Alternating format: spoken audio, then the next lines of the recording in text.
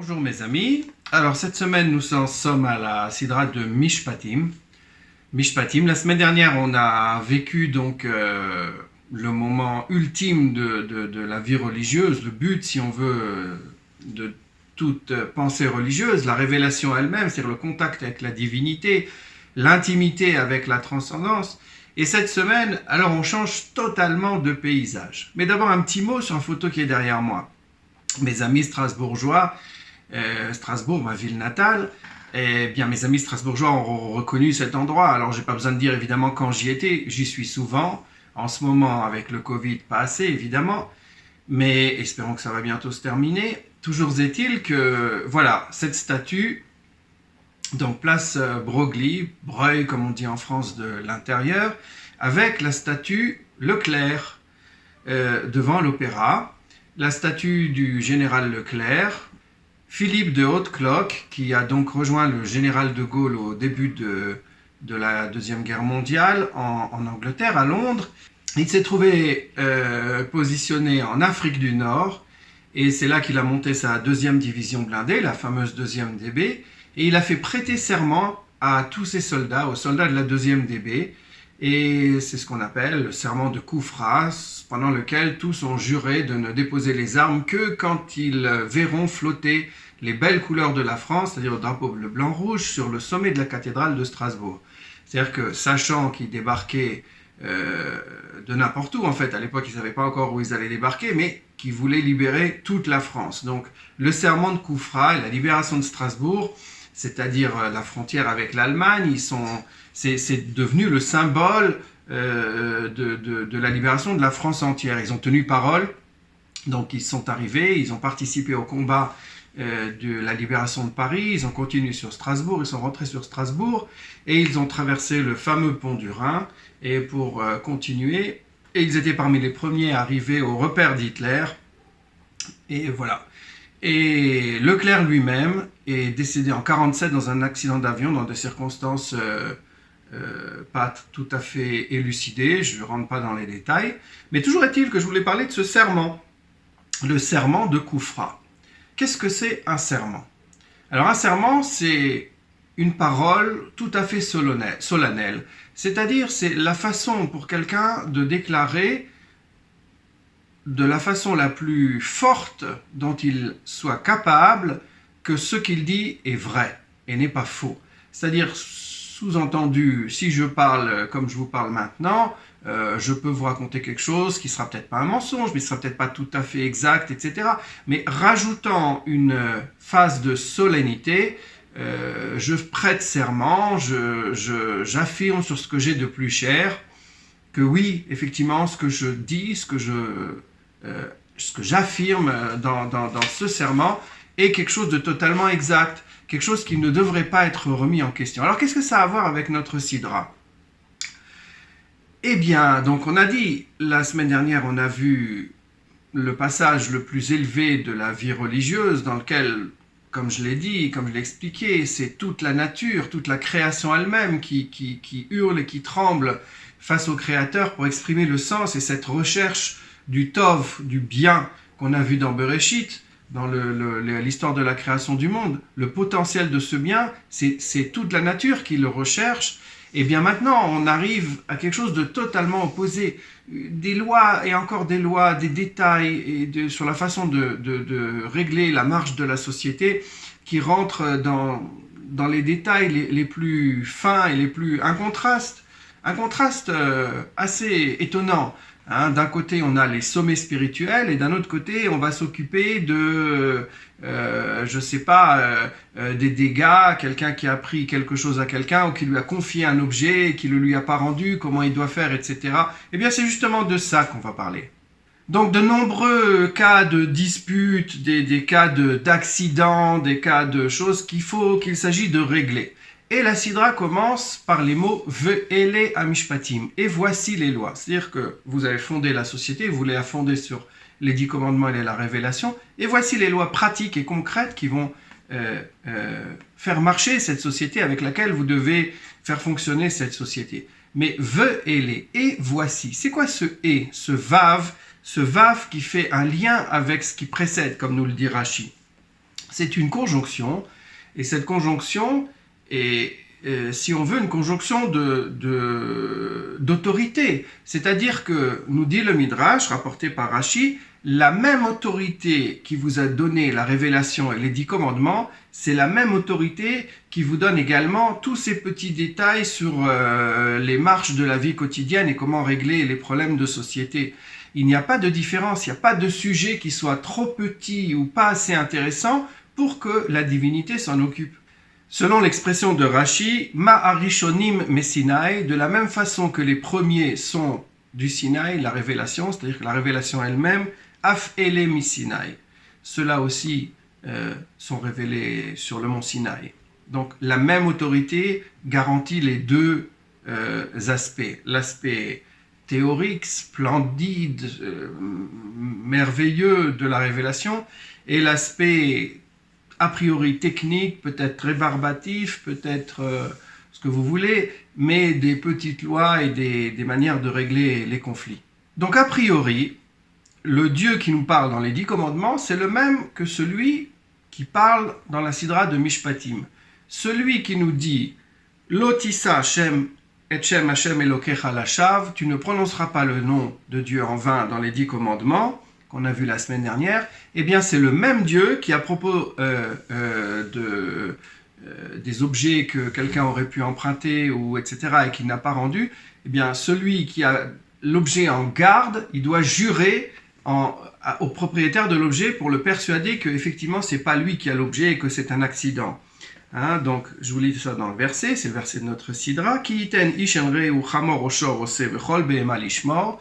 Quand quelqu'un va donner à son prochain un âne, un bœuf ou un agneau ou n'importe quel animal à garder, pour le lui garder, ou mettre, et que cet animal vient à mourir, onishbar, il a été blessé, brisé, onishbar, il a été pris en captivité, enroé, et on ne sait pas, on ne le voit pas, shvuat Hashem tiye ben shenehem, un serment de Dieu aura lieu d'être entre les deux, im lo shalach yado bimlechet reu, pour vérifier, pour être sûr qu'il n'a pas shalach yado, envoyé sa main, c'est-à-dire pris ou profité du bien qui appartient à son prochain. Hein, donc Shemot, Exode, chapitre 22, versets 9 et 10. Donc le même Dieu qui dit « tu ne prononceras pas mon nom en vain », eh bien c'est le même Dieu qui dit, voilà, en cas de discussion, de doute entre deux personnes, celui qui a donné et qui dit « mais je ne peux pas te le rendre, on me l'a volé, ou il est mort, ou il est tombé dans un ravin, ou n'importe quoi, donc je ne peux pas te le rendre ». Et le propriétaire qui exige « mais si, tu me le rends, je crois que tu m'as volé et que tu veux simplement pas me le rendre pour me voler et profiter de mon bien ». Donc, dans ce cas-là, il faut jurer en utilisant le nom de Dieu. Alors, qu'est-ce qui se passe? Quel est le rapport entre, d'un côté, l'interdiction de prononcer le nom de Dieu en vain et, si vous voulez, le commandement de, oui, utiliser le nom de Dieu pour établir ce lien entre ces deux personnes. Mais il faut comprendre que la société, toute vie en société, ne peut être basée que sur une confiance mutuelle. Il faut qu'il y ait une confiance mutuelle pour que la société puisse fonctionner. S'il y a un doute et que on remette en question cette confiance mutuelle, c'est toute la société, toute la façon de coopérer entre les hommes qui va s'écrouler. Parce que chacun va dire pourquoi est-ce que je vais donner pour l'autre ou pour la société ou pour le bien commun si je ne suis pas sûr de recevoir en contrepartie la même chose des autres. Hein. C'est, si vous voulez, ce qu'on a déjà vu tellement de fois, la règle éthique première, mais cette fois-ci appliquée au niveau de la société dans son ensemble. Il faut être sûr que le rapport entre les gens, il soit un rapport d'honnêteté pour que les gens puissent coopérer et permettre le développement de la société. Il y a donc nécessité de faire tomber ce doute qui ronge, ce doute qui empêche une personne de croire aux affirmations de son prochain. C'est-à-dire que je continuerai à croire qu'il est un voleur, à moins qu'il ne me prouve que oui, effectivement, ce qu'il dit est vrai. Mais comment est-ce qu'il va faire ? Hein, on n'est pas dans le cas où on peut faire une enquête et trouver, parce que justement le cas de ce verset, c'est le cas enroé. Il n'y a personne, on ne le voit pas, on n'arrive pas après enquête, à arriver à une vérité ultime qui soit soutenue par des faits concrets. C'est-à-dire que c'est uniquement la parole de l'un contre la parole de l'autre. Alors qui croire? Et comment convaincre ce propriétaire de cet animal? Comment convaincre ce propriétaire de cet objet ou n'importe quoi? Puisque l'autre, il lui affirme que oui, il n'a rien fait, il ne l'a pas pris, mais comment le convaincre? Bien sûr, tout le monde comprend que si on avait les moyens d'arriver à une vérité absolue, ça serait ça qui serait préférable, c'est clair, mais c'est justement pas le cas. Donc la question, c'est comment faire? Alors voilà, c'est pour ça que est apparue la notion de serment. L'homme qui est soupçonné d'avoir abusé des biens de son prochain, il doit affirmer haut et clair, de la façon la plus solennelle possible, la Mechilta, dans Nezikin 15, nous dit, en prononçant effectivement le nom de Dieu, Yud Ke Vav Ke, le nom solennel de Dieu qu'on ne doit jamais prononcer. Dans ce cas-là, il faut le prononcer. Ça vient appuyer les dires de cette personne qui affirme ne pas avoir pris le bien de son prochain. Dans ce cas-là, et dans ce cas-là précis, l'utilisation de nom de Dieu n'est pas en vain. Ça ne vient pas contredire le verset qu'on a vu à propos des 10 commandements. Au contraire, ça vient affirmer le cas où, oui, ce n'est pas la chave, ce n'est pas pour rien. Ici, c'est absolument nécessaire et ça nous est ordonné. C'est ce qu'on appelle mishpat. On est dans la sidra mishpatim, les jugements, c'est-à-dire une décision sociale qui a lieu entre différents protagonistes.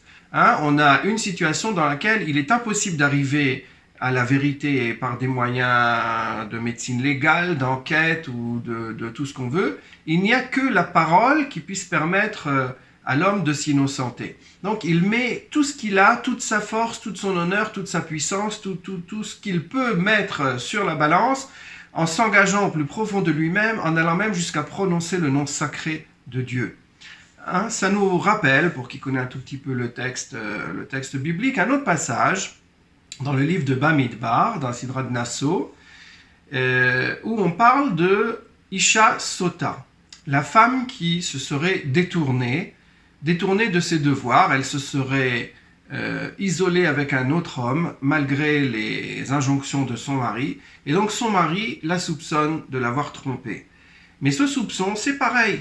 Comment est-ce que cette femme pourrait se laver du soupçon que son mari lui fait peser sur elle? C'est pas possible, elle pourra affirmer tout ce qu'elle veut, elle ne pourra pas puisqu'il la soupçonne. Eh bien, dans ce cas-là, nous dit le texte de la Bible, on a une cérémonie qui se déroule au temple, une cérémonie extrêmement solennelle, dans laquelle on prend un texte, le texte justement de cette parashat sota, de cette loi de la femme qui est soupçonnée d'adultère, et on le noie dans de l'eau lustrale qui est mélangée avec de la terre qui est prise près de l'autel des sacrifices. Et on met tout ce qu'il y a de plus sacré ensemble, et on met entre autres ce texte du livre de Bamidbar, dans lequel évidemment il y a le nom de Dieu. C'est-à-dire que le nom de Dieu va être mis dans cette eau et il va être effacé. On va effacer le nom de Dieu. C'est-à-dire que c'est la même chose. Dans ce cas-là, il s'agit de faire renaître une confiance entre un homme et une femme, et Dieu ne juge pas que ça soit quelque chose qui est en dessous de son honneur, il juge que c'est au contraire quelque chose de tout à fait capital. Il va même encore plus loin, il ne s'agit pas seulement de prononcer son nom, qu'un homme prononce. Ici, on aurait pu dire la femme qu'elle jure au nom de Dieu, mais on va plus loin. Dieu lui-même s'implique et on fait boire à cette femme-là cette eau dans laquelle le nom de Dieu aura été effacé de façon faite exprès. D'accord? C'est-à-dire que la force de Dieu, c'est dans ce cas-là d'éteindre le doute. Le doute qui peut ronger la marque de la société qui fait qu'on a besoin de coopérer dans la confiance, et le doute qui ronge cette confiance, il s'agit absolument de l'éteindre, il s'agit de le contrer. Et pour contrer le doute, c'est Dieu lui-même qui intervient. il fait qu'on prononce son nom, il fait qu'on efface son nom, et c'est pas quelque chose qui est au-dessus de son honneur. Au contraire, c'est son rôle. Dieu voit dans le texte biblique, dans ces deux exemples, l'importance, c'est un autre aspect de la divinité. On a déjà vu plusieurs aspects de la divinité. L'aspect de la divinité dans ce cas-là qui permet à la société de fonctionner parce qu'elle rétablit la confiance. Et on peut voir justement, souvent dans le texte biblique, les juges, ils sont appelés Elohim. C'est le même nom que Dieu. Hein?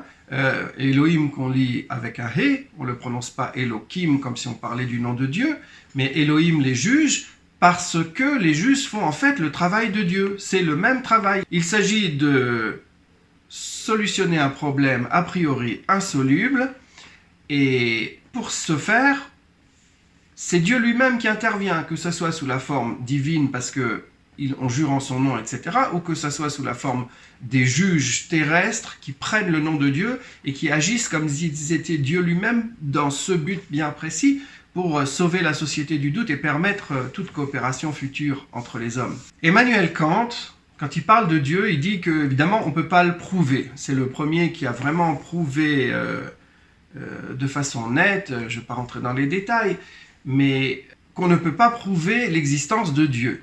Okay? Mais c'est une hypothèse, nous dit-il, c'est une hypothèse qui est nécessaire pour justement faire marcher la société, pour que les règles morales soient acceptées. On a besoin de cette hypothèse, et c'est ça son but, pour qu'elle nous fasse marcher la société. Ici, on voit les choses dans ces textes-là de façon un tout petit peu différente. On voit les choses que c'est pas pour garantir la marche, le fonctionnement de la loi morale, mais on va encore plus loin, c'est que Dieu se met lui-même dans le développement de la société et qui permette la survie de la société. C'est pas uniquement pour le respect de la loi morale, mais c'est pour la survie même de la société. Voilà, donc le serment, on prête serment, on utilise le nom de Dieu, on ne fait pas rien avec le nom de Dieu, on peut faire beaucoup de choses, on a déjà vu la révélation, on voit maintenant l'utilisation pratique de cette révélation, et voilà, c'est comme ça que les gens de la 2e DB ont libéré Strasbourg. À très bientôt.